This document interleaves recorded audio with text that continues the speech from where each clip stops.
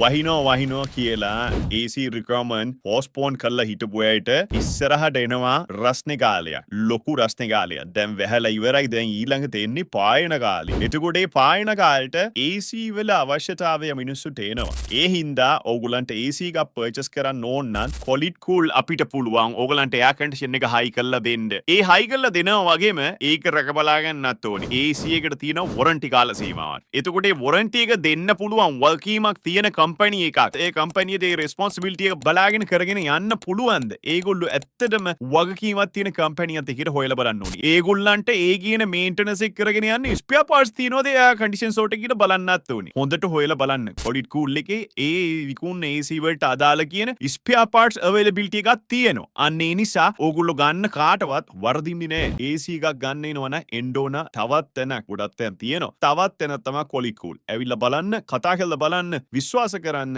AC එකක් හයි කරගන්න. ස්තුතියි සීතලට ඉන්න පුළුවන්.